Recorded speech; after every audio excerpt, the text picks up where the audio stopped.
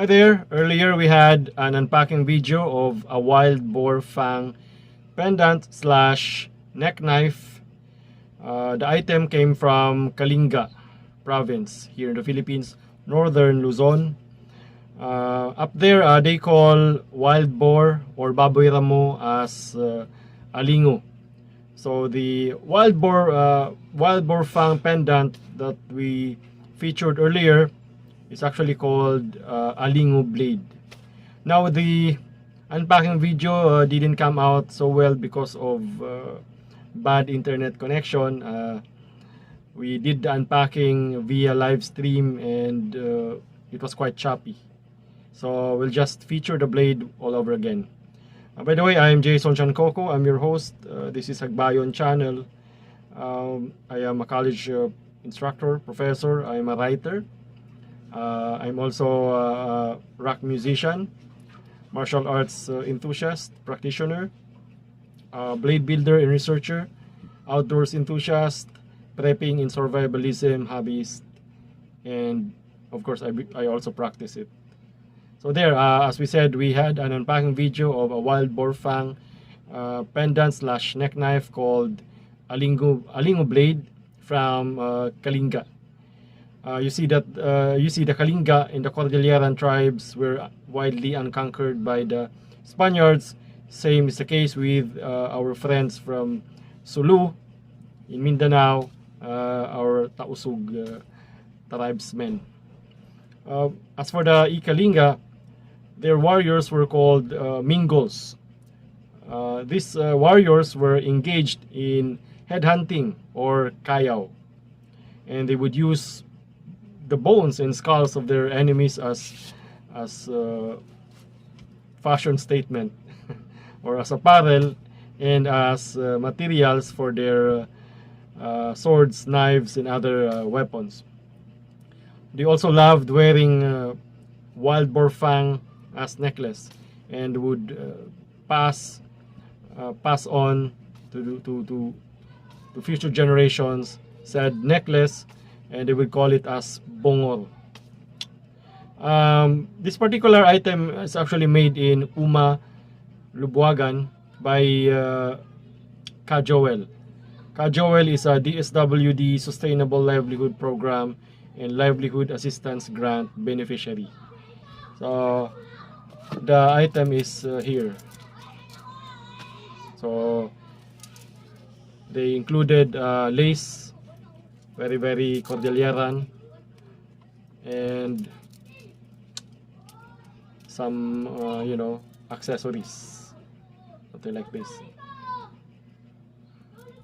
to make it look more tribal.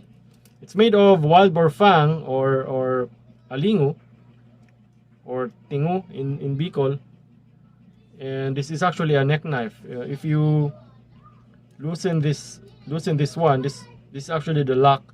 If you loosen this up like this, you will now be able to unsheath the neck knife.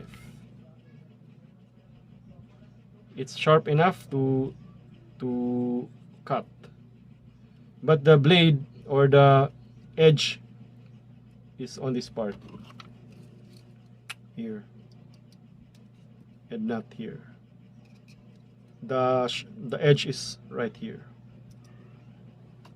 So wild boar fang, and you have there a blade installed, so it actually can serve as your necklace when you're hiking, and at the same time will serve as your neck knife if you need to cut something. There you can, if you tighten this, it will now make it very difficult for you to unsheath the blade. So there, you can also wear it this way. There, you see.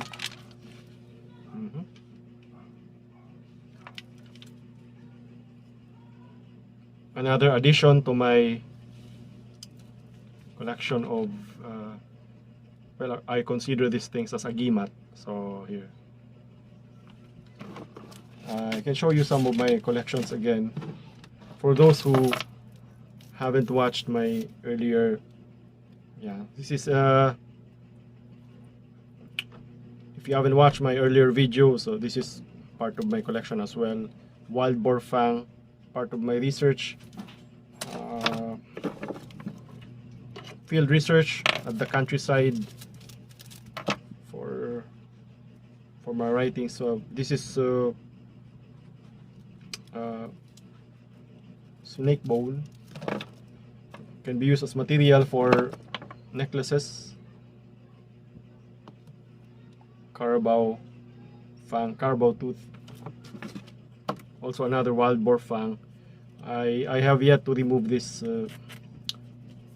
black thing here. It's a black lace that I put there. I was thinking of maybe also turning this into a neck knife. Look at this one. It's almost you know, of the same size. And here I can just use wood.